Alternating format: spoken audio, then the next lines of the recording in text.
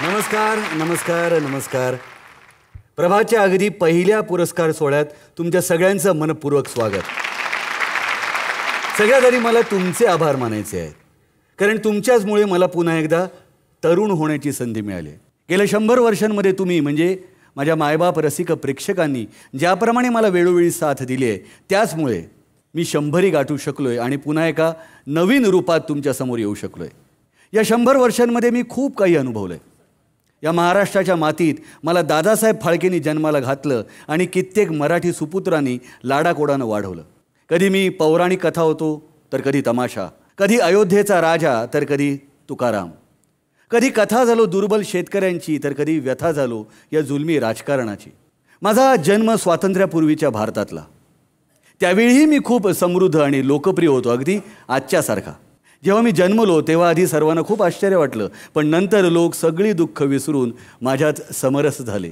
कधी ते माझ्यामुळे रडले तर कधी मनमुराद हसले. मी जसे सोनेरी क्षण पाहिलेत, दिवस पाहिलेत, तशाच अंधाऱ्या रात्रीसुद्धा पाहिल्यात. आजूबाजूच्या ऐतिहासिक, भौगोलिक आणि राजकीय परिस्थितीचं प्रतिबिंब लोकांनी कायम माझ्यात पाहिलं आहे. पण ज्यावेळी आजूबाजूची परिस्थिती प्रतिकूल झाली आहे, वाईट काळ आला आहे, त्यावेळी माझ्याचमुळे लोकांना या सगळ्या गोष्टींचा विसर पडला आहे. काळानुरूप माझ्यातसुद्धा अनेक बदल झाले. मी मुक्याचा बोलका झालो आणि श्वेतकृष्णचा रंगीत. नंतरच्या काळात तर मी मोठ्या पडद्यावरच नव्हे तर दूरचित्रवाणीच्या माध्यमातूनही लोकांच्या घराघरापर्यंत पोचलो. लोकाश्रयाबरोबर मला राजाश्रयही मिळाला आहे. श्वास, जोगवा, हरिश्चंद्राची फॅक्टरी, मी शिवाजीराजे भोसले बोलतोय, शाळा करत करत माझ्या 100रीत देऊळनं माझ्या गळ्यात राष्ट्रीय पुरस्कारांची माळ घातली. आणि हाच तो त्या 100रीच्या दिमागदार सोहळ्याचा दिवस. ओळखलत ना मला? मीच तो.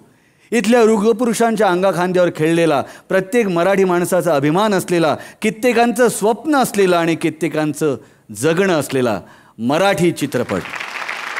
मला खात्री आहे ज्यांनी माझ्यावर संस्कार केले आहेत, माझ्या जडणघडणीसाठी ज्यांनी आपलं आयुष्य वेचलं आहे, ते सर्व आज नक्की इथे उपस्थित असतील. आजचा हा सुवर्णक्षण अनुभवायला.